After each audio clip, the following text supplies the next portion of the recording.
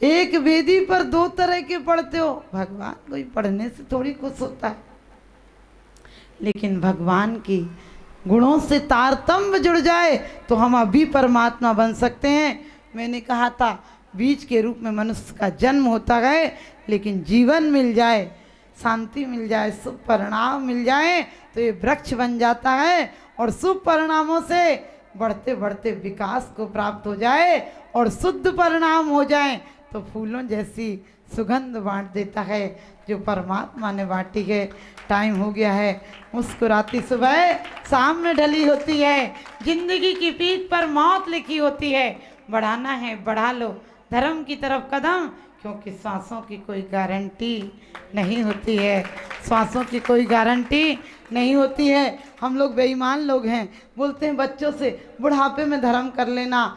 मैंने कहा जन्म माँ देती है, जन्म तुम्हारा माँ जन्म सुधार देती है, और महात्मा तुम्हारा जीवन सुधार देते हैं, और परमात्मा तुम्हारा मौत सुधार देते हैं, लेकिन सिद्धात्मा तुम्हें सिद्धात्मा बना देते हैं। तो पुण्य आत्मा बनना, पवित्र आत्मा बनना, धर्मात्मा बनना, लेकिन पापात्मा मत बनना, क्योंकि प्रेम इंसान को इंसान बना देता है, प्रेम शैतान को इंसान बना देता है। और प्रेम से पाषाण को तराश कर तो देखो, प्रेम तो पाषाण को भगवान बना देता है, प्रेम तो पाषाण को भगवान बना देता है। तो आज से परिवार में जाकर जो छोटी मोटी, हम लोग बड़े बेईमान हैं, क्षमा मांग लेते हैं, कागज पर लिख देते हैं, नौकर अटेंड कर लेता है, नौकर ही उसका जवाब दे देता है, क्योंकि ना मालिक को फुर्सत है। अरे दिलों से क्षमा मांगो, यदि एक दिन तकरार हो जाए, जब तक उस बात का प्रेम की गंगा ना बहत पड़े तब तक ध्यान रखना। तो क्योंकि कहते हैं कि तुम्हें अपने जीवन से जीवन देती है माँ, तुम्हें अपने जीवन से जीवन देती है माँ, तुम्हें अपने तन से तन देती है माँ। भगवान के साथ माँ की भी पूजा करो, क्योंकि भगवान को भी तो जन्म देती है माँ, भगवान को तो जन्म देती है माँ। कभी ये मत सोचना, मैंने कहा एक पत्नी ने कहा कि तुम है ना अपने रिश्तेदारों को चाहते हो, मेरे रिश्तेदारों को तो बिल्कुल भी नहीं चाहते हो। उसने कहा कैसी बात कर दी, मैं तेरे रिश्तेदारों को भी खूब चाहता हूँ। उसने कि कैसे चाहते हो, बताओ कोई चाहते हो तो। उसने कहा मैं अपनी सास से ज़्यादा तेरी सास को चाहता हूँ। हाँ समझ गए, अपनी सास से ज़्यादा तेरी सास को चाहता हूँ। तू कैसी बात करती है कि मैं तेरी माँ को, तेरे घर वालों को नहीं चाहता हूँ। ध्यान रखना, ये बेईमानी नहीं, वास्तव में ज़िंदगी में यदि थोड़ी सी समता आ जाए तो जो समाजों में, परिवार में, राष्ट्र में ये तनाव बने हैं, ये सारे समाप्त हो जाना चाहिए। इम्तिहानों से न हरगिज़ मुँह चुराना चाहिए, बल्कि ऐसे में खुद को ही आजमाना चाहिए। बांसुरी की जिंदगी से सीखिए जिंदगी, बांसुरी की जिंदगी से सीख लो तुम जिंदगी, और लाख सीने में जख्म हो फिर भी गुनगुनाना चाहिए, लाख सीने में जख्म हो फिर भी गुनगुनाना चाहिए। हम लोग बड़े नकारात्मक हैं, परमात्मा से बहुत कुछ चाहते हैं। परमात्मा से कहते हैं परिवार भी सुखी देना, मकान भी अच्छा बना देना, व्यापार भी अच्छा चला देना, मेरा स्वास्थ्य भी सही रखना, और मुझे परलोक में स्वर्ग भी देना। जितना हो सके तू देना, लेकिन मुझसे कुछ लेना मत। जबकि सच पूछो तो परमात्मा, हम लोग बोल रहे थे कि धर्मात्मा निकट हूँ चर्चा धर्म सुनावे, वो सावधान रखें गाफिल न होने पाओ। और हम लोग बोलते हैं कि धर्मात्मा से प्रेम हो, गुणी जनों में ऐसा हो, हम भगवान द्वेष भावना नहीं रखें। रखने वाली बात नहीं होती है, रखने वाली और करने वाली। लोग आप कहते हैं हम क्या करें, हमने कि करना ही छोड़ दो, क्योंकि कर कर के तो हमने बहुत कुछ खोया, हमारी चालाकी ने हमें नरक दिखा दी। हम परमात्मा के कर कर के तो हम बहुत जन्म में थक गए। अब भगवान कोई ऐसा जन्म दे जो करने से मुक्त हो जाओ, और जो करना था वो तो आज तक नहीं किया। नहीं करना ही करना था। क्योंकि अपन लोग कहते हैं कि भगवान ऐसे हैं, भगवान तुम मेरी जिंदगी सुधार देना, ये कर देना। सच पूछो, हम भगवान से जिंदगी नहीं सुधारवाना चाहते। कहते वो थे, उन्होंने कांटों को भी प्यार से छुआ था। वो थे जिन्होंने कांटों को भी प्यार से छुआ था। एक हम हैं कि फूल भी मसल देते हैं। एक हम हैं कि फूल भी मसल देते हैं। आप कभी विचार करके देखना, हम भगवान से सकारात्मक सोच नहीं रखते। हम भगवान से कहते हैं कि तूने क्या किया। ऐसी जिंदगी जिससे लोग मरना चाहते हैं। सच बताना, कितनी बार ऐसी जिंदगी से आपके मन में नहीं आया कि परमात्मा उठा ले, मुझे ऐसी जिंदगी नहीं चाहिए। सच बात है, कहना बहुत आसान है, लेकिन जब विपत्ति पड़ती है तो लगता है कि ऐसी में क्या जिए। जबकि कभी हम लोग हर काम को सोचते हैं क्या है छोटा काम हम कैसे करें। आदमी को सोच कर देखो, कोई न जाने जीवन में कब कैसी घड़ी आ जावे, राजित लक की मंगल वेला, राम सिया बन जावे। सोच कर देखना, जग की प्यास बुझाने वाला प्यासा ही मर जावे। वास्तव में राम, हम लोग रोज कहते हैं लाखों वर्षों तक जीऊं या मृत्यु आज ही आ जावे, अथवा कोई कैसा भी भय या लालच देने आवे। लेकिन सच बताना, हमारे भय पहले बैठा है। हम कहते कोई भय या लालच देने आवे। आपने परिवार बसाया तो भय के कारण, मंदिर बनाए तो भय के कारण, हमने समाज की स्थापना, हमने दोस्तों की, मित्रों की, संपत्ति की जो भी जोड़ी है वो किस लिए जोड़ी है? भय से मुक्त होने के लिए। क्यों? परिवार होगा तो कोई संकट में काम आएगा, दौलत होगी तो कोई संकट में काम आ जाएगी, यदि समाज होगा तो संकट में काम आ जाएगा। जब सारे दरवाजे बंद हो जाएंगे तो धर्म काम आ जाएगा। लेकिन ध्यान रखना, धर्म हमें दौलत नहीं देता है, धर्म हमें निर्धनता में भी जीने का संबल देता है। क्योंकि सम्यक दृष्टि जीव कहता है, ना चाहूं मैं स्वर्ग संपदा, नरकों से नहीं डरता हूं, किंतु नरक में जाने जैसे काम कभी नहीं करता। परमात्मा आपको पता है, राम जैसों को, पांडव जैसों को चाकरों का काम करना पड़ा, लेकिन उसके बाद भी उन्होंने धीरज नहीं खोया। हम लोग तो अच्छा भी हो जाए तो बुरा ही लगता है। एक व्यक्ति बोला, घर में बड़ी परेशानी है, मेरी पत्नी डिप्रेशन में, रात को नींद नहीं आती है, खाना नहीं खाती है, रात को उठ उठ कर चौंक जाती है, उसके लिए कुछ उपाय बताओ। सोच कर देखना। उसे हमने कहा ये मंत्र जाप क्या करो, ये किया करो, कुछ भी बताया।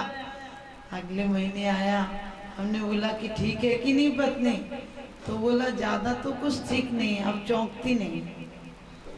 और भी क्या कहें, ज्यादा भी ठीक नहीं है, दवाई छूट गई, थोड़ी नींद भी आने लगी, खाना भी खाने लगी, बाकी कुछ ठीक नहीं। आप सोचो सब ठीक हो गया फिर भी कह रहे बाकी कुछ ठीक नहीं है। क्योंकि कहते हैं जो मिला वो किसी से कम नहीं है, और जो नहीं मिला उसका कोई गम नहीं है। लेकिन फिर भी आपत्ति में इंसान को हम संबल देना नहीं जानते। हमने कहा था कोई भी कैसा भी भय या लालच देने आवे, तो भी न्याय मार्ग से मेरा कभी न पथ डिगने पावे। सही बताना, जरा सा कोई भय हो यहाँ पर एक सांप बिच्छू निकल जाते, बताओ 2 मिनट बाद, 2 सेकंड बाद तुम लोग यहाँ दिखोगे क्या? क्यों? कौन सुनता है? हम धर्म के लिए बोलते हैं कैसे चले, कैसा जीवन जिए, कौन सा मंत्र पढ़े, कौन सी पूजा करें, कौन सी आराधना करें। यदि घर में सांप निकल आए, फिर कोई पंडित जी के पास, कोई मुनि महाराज जी पास जाते हो क्या कि अब घर में सांप निकल गया, हम क्या करें? घर में आग लग जाए, घर में आग लग जाए, फिर आप पूछते हो क्या कि कौन सा शांति मंत्र का जाप करें, कौन सा आग बुझाने के लिए कौन सा पानी लाएं? ध्यान रखना, आग बुझाने के लिए पानी लाने की जरूरत नहीं है। फिर तो आप आग की सुनते ही निकल जाते हो, और आप रोज पढ़ रहे हो। आप और हम सब ये बचाव के तरीके निकालते हैं कि परमात्मा हमें कोई रास्ता दिखाओ। वो क्या रास्ता दिखाएगा? वो स्वयं रास्ते पर चल कर गए हैं, उस रास्ते पर हम भी चल जाएंगे तो आज अभी मुक्ति पाएंगे। ध्यान रखना, कभी कभी बहुत बड़ी आपत्तियां आती हैं। आपको पता है, जिस समय राम जाने लगे उस समय दशरथ बहुत विवल हो गए और कहने लगे तू नहीं जाएगा। ध्यान रखना, उन्होंने कितनी अच्छी बात कही रामचंद्र जी ने कि पिताजी आप आशीर्वाद दो, एक बेटा बाप के किसी काम आ सकता। ये तन तो एक दिन राख हो जाएगा, ये जीवन एक दिन समाप्त हो जाएगा, लेकिन इतिहास उज्जवल इसी में हो जाएगा कि मैं आपके कुछ काम आ सकूं। आप हमारे जैन शासन के अनुसार राम को वनवास नहीं मांगा था कि कहीं, सिर्फ भरत को राज्य तो मांगा था, क्योंकि भरत वैरागी था। भरत दीक्षा लेने जा रहा था और मोह क्या नहीं करा देता है, इसलिए उन्होंने राज्य मांगा था। लेकिन राम को पता था कि यदि मैं रहूंगा तो भरत राज्य गद्दी पर नहीं बैठेगा। सोच कर देखो कि वो चले गए, और आज का बेटा होता तो कहता, बाप से कहता तूने औरत को वचन दिया होगा, तू सड़क पे और मैं घर में। लेकिन महापुरुष जंगल और वन में कोई फर्क नहीं, भवन और वन में उन्हें कोई फर्क नहीं पड़ता है। हम लोग तो जरा सी बात पर परिवार में दरार ले आते हैं। हम लोग जरा सी बात होती है तो बोलते हैं वो हमसे तो हमारा दिल फट गया। अरे इतनी सी स्वार्थ, इतनी वासना की पूर्ति नहीं हुई, इसलिए दिल फट गया तुम्हारा। लेकिन कभी विचार करके देखना, धर्मात्मा परमात्मा ने क्या दिया?